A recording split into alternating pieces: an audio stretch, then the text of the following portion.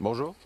Warner Bros a de nouveaux films du Seigneur des Anneaux en préparation, et il pourrait potentiellement raconter l'une des plus belles histoires d'amour et la plus emblématique de Tolkien. Voici ce que vous devez savoir sur cette histoire, et c'est juste après ça.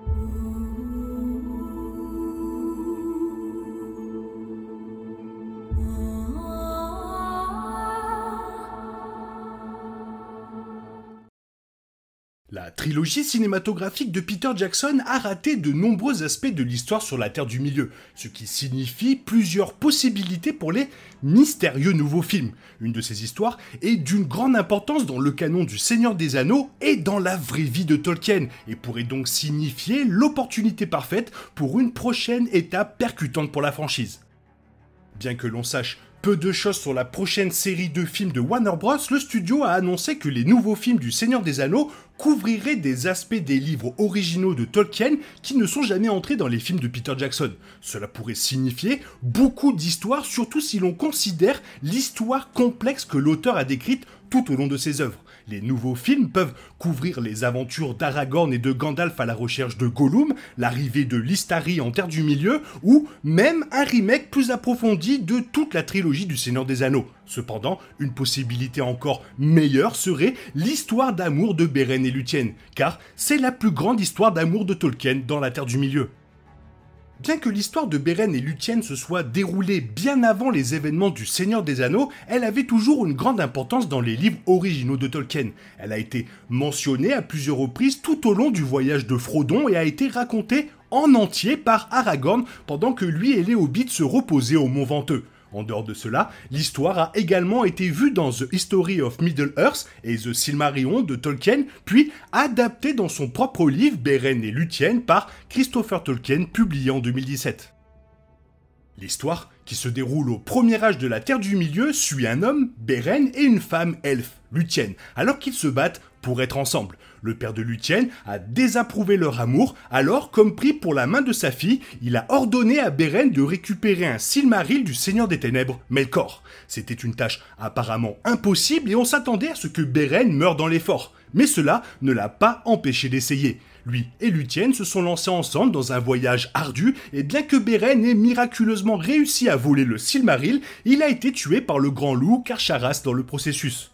Dévastée par la mort de son amour, Lúthien est devenue si déprimée qu'elle est morte dans son chagrin et est décédée dans les salles de Mandos à Valinor. En règle générale, lorsqu'un elfe rencontrait ce destin dans Le Seigneur des Anneaux, ses âmes immortelles recevaient un nouveau corps et continuaient à Valmar. Cependant, Lúthien n'avait aucune envie de vivre sans Beren. Sa tristesse était si forte qu'elle a poussé Mandos, une sorte de demi-dieu dans le canon de Tolkien, à le ramener à la vie, mais seulement si elle sacrifiait son immortalité. Elle a accepté et les deux ont vécu des vies mortelles ensemble pour le reste de leurs jours.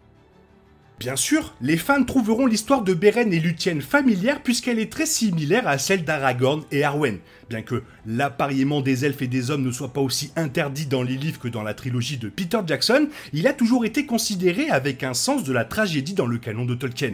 C'était l'idée de deux amants non seulement séparés par leur race, mais par la guerre, les croyances, la famille et les concepts du bien et du mal. Ceci est présent à chaque âge de la Terre du Milieu, ce qui a rendu l'histoire de Beren et Lúthien d'autant plus importante pour Aragorn. Beren et Lúthien étaient importants pour les futurs rois et reines du Gondor, pour plus que leurs parallèles romantiques. Le couple était leurs ancêtres directs. Oui, Aragorn et Arwen sont techniquement liés. Beren et Lúthien étaient les grands-parents d'Elrond et de son frère jumeau Elros. Après la guerre contre Morgoth, Elrond et Elros ont dû choisir chacun un chemin. Elrond a choisi de suivre son chemin vers les elfes, tandis qu'Elros a régné sur les hommes en tant que premier roi de Númenor. Possédant désormais l'immortalité caractéristique des elfes, Elrond a vécu jusqu'aux événements du Seigneur des Anneaux avec sa fille Arwen née entre-temps. Pendant ce temps, Elros a commencé une lignée de rois qui ont résisté à la guerre, à la destruction de Númenor et à l'anonymat total pour survivre jusqu'au retour de Sauron dans Le Seigneur des Anneaux. Le descendant direct d'Elros est Aragorn. En termes de généalogie, Elros serait l'arrière-grand-père d'Aragorn. Cela fait d'Elrond le grand-grand, etc. oncle d'Aragorn, et comme Arwen est la fille du seigneur de Foncombe, elle et Aragorn sont cousins germains mais plusieurs fois éloignés. Naturellement, cette connexion est minimisée dans Le Seigneur des Anneaux, mais Aragorn et Arwen étaient conscients de leur héritage partagé de loin. La première fois qu'un jeune Aragorn pose les yeux sur Arwen et tombe amoureux de sa beauté, comme documenté dans les annexes de Tolkien, il se présente comme l'héritier d'Isildur, auquel Arwen répond « Alors, nous sommes parents ». Adapter diverses histoires de la Terre du Milieu dans les films est compliqué puisque Tolkien Estate détient les droits sur tout ce qui n'est pas dans les livres originaux du Seigneur des Anneaux. C'est la raison de tous les changements dans Le Seigneur des Anneaux, les Anneaux de pouvoir de Prime Video, puisque la série ne peut couvrir que les événements du premier et du second âge mentionnés dans les livres, pas ceux exclusivement dans le Silmarillion ou d'autres œuvres posthumes. Cela limite les histoires sur lesquelles pourraient porter les nouveaux films du Seigneur des Anneaux de Warner Bros. Et rend Beren et Lúthien un peu plus difficiles à adapter. Cependant, comme Aragorn a raconté une version de cette histoire romantique dans les livres du Seigneur des Anneaux, il est possible que la Warner Bros en tire à bon compte. Comme la série Les Anneaux de Pouvoir, il peut être nécessaire d'apporter des modifications importantes à certains aspects du conte, en particulier en ce qui concerne les Silmarils. Cependant, s'ils sont faits avec soin, les nouveaux films pourraient réussir d'une manière qui non seulement amène Beren et Lúthien à l'écran, mais améliore l'histoire déjà familière d'Aragorn et Arwen. L'histoire de Beren et Lúthien n'était pas seulement importante pour Aragorn et Arwen, elle avait aussi des parallèles avec la propre vie de Tolkien. L'auteur a basé l'histoire sur les difficultés de sa cour avec sa femme Edith. Tolkien était un fervent catholique romain et son tuteur, un prêtre appelé le père Francis, désapprouvait profondément Edith puisqu'elle était protestante. Il lui a été interdit d'écrire à Edith pendant des années, mais les deux ont finalement surmonté les obstacles et ont fait en sorte que leur différence fonctionne.